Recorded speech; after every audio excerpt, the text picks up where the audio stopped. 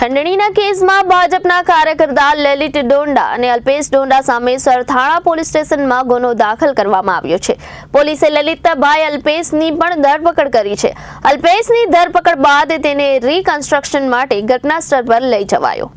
સુરતના કુખ્યાત વિરોધ નોંધાઈ ત્રણ ફરિયાદ લલિત ડોંડા અને અલ્પેશ ડોંડા વિરોધ ખંડણીનો ગુનો નોંધી સરથાણા પોલીસે સુરતના સરથાણા વિસ્તારમાં રાજ ઇમ્પિરિયામાં ભાજપના ચિહ્ન અને સાથે ઓફિસ ધરાવતા મોટા ભાજપના કાર્યકર્તાની છાપ ઊભી કરતી ડોંડા બંધુઓ લલિત અને અલ્પેશ ડોંડા અવારનવાર સોશિયલ મીડિયામાં વેપારી અને હોટલના સંચાલકોને ખોટી રીતે ધમકાવી લાખોના રૂપિયા પડાવ્યા હતા તેમજ પત્રકારોની ઓળખ આપી લોકોને બ્લેકમેલ કરતા હતા, પરંતુ આખરે ડોંડા બંધુના પાપનો ઘડો ભરાઈ ગયો।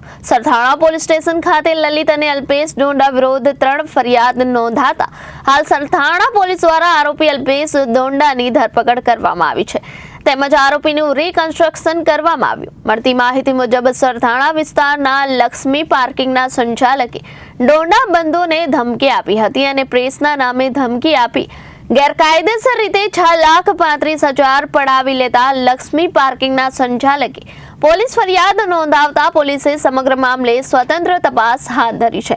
પાર્કિંગ સંચાલક મનોજ વિરડિયા પાસે અલ્પેશ ડોંડાને 10,000 તેમજ લલિત ડોંડાને 25,000 દર મહિને આપવા પડશે।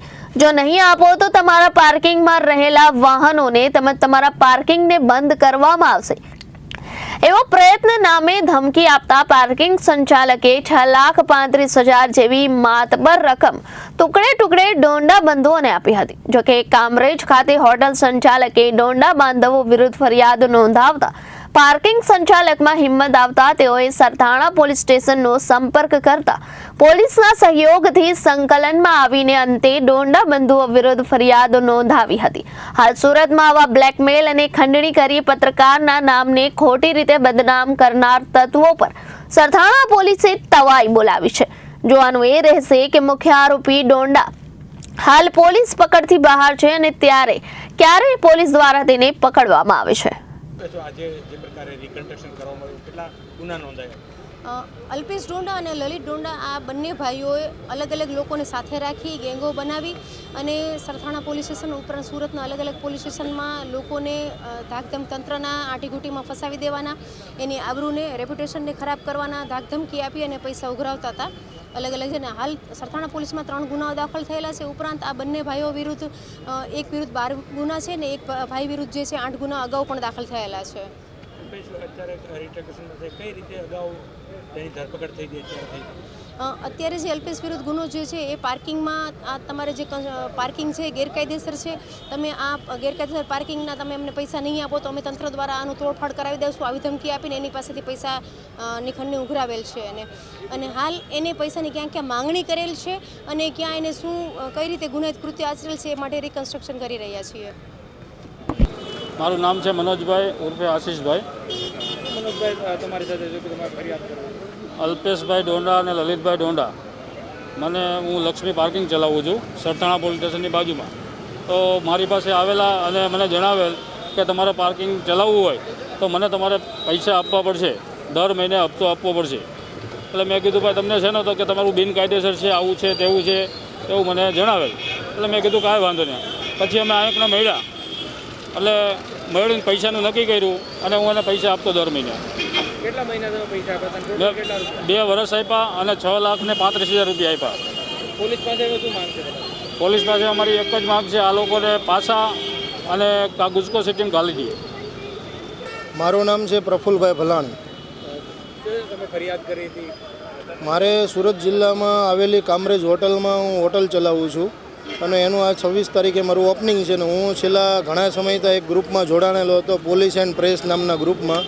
એમાં મેં મારો મેસેજ વાંચતા મેં લલિત ડોંડા નામનો માણસને ફોન કર્યો અને એણે મને રૂબરૂ મળવા બોલાવેલો અને પછી એ જગ્યાએ હું એને રૂબરૂ મળ્યો અને એણે મારી પાસેથી પૈસા માગ્યા।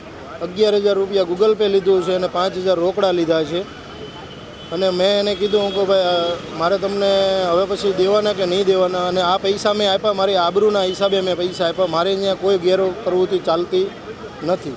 તમને શા કારણે એને ધમકાવીને પૈસાની માંગણી કરી છે? મને પોલીસ એન્ડ પ્રેસ નામનું ગ્રુપ છે, એ ગ્રુપમાં 700 જેટલા લોકો એમાં ગ્રુપમાં છે. હવે 700 માણસને ખબર પડે કે આની હોટલમાં દેહ વેપાર ચાલે છે, તો મારે ત્યાં કોઈ સારો કસ્ટમર તો આવવાનો જ નથી. એટલા માટે મેં એને રૂબરૂ મળ્યો અને મેં મારા ડરથી કે અમારે હોટલનું નામ બદનામ કરશે એના માટે મેં એને પૈસા આપ્યા, એટલે મારે ફરિયાદ કરવી પડી. અલ્પેશ ડોંડા પકડાયો છે, આ ગેમ શું કરતી હતી, કઈ રીતે બ્લેકમેલ કરતી? અલ્પેશ ડોંડા અને લલિત ડોંડા આ બંને ભાઈઓ છે એ અલગ અલગ માણસોને સાથે રાખી એક ગેંગ બનાવી અને કોઈ પણ હોટલો છે, હોટલોમાં કે કોઈ નાના મોટા ધંધામાં કે કોઈને ક્યાંય ચૂક થઈ જતી હોય કે એ રીતે એને આબરૂ જે રેપ્યુટેશનને તમારી બદનામ કરીશું, એ રીતે તમારા ધંધા બંધ કરાવી દઈશું ને કાયદાની અને તંત્રની આટીઘૂટીમાં ફસાવી દઈશું, આવું કહી અને એ લોકોને દબાવીને એની પાસેથી અલગ અલગ રીતે પૈસાની માંગણી કરી અને પૈસા લેતા હતા.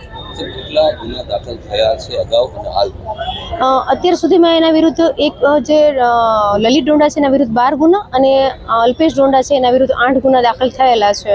સરખાણામાં ગુનો દાખલ થયા કઈ રીતની ખંડણી માંગવામાં આવી? જે સરખાણામાં 3 ગુના દાખલ કરવામાં, એકમાં જે છે હોટલ માલિક પોતાની સારી રીતે હોટલ ચલાવતા હતા અને તમારે ત્યાં સ્પા એટલે કે કુટુંબખાનું ચાલે છે, આવી રીતે હું બદનામ કરી દઈશ એવું કરી અને એની પાસે ખંડણી માંગવામાં આવેલી હતી, કારણ કે રેપ્યુટેડ માણસ છે, સારી હોટલ છે તો વધારે પૈસા મળશે એવી રીતે કરી અને એની પાસેથી ખંડણી માંગવામાં આવેલ હતી.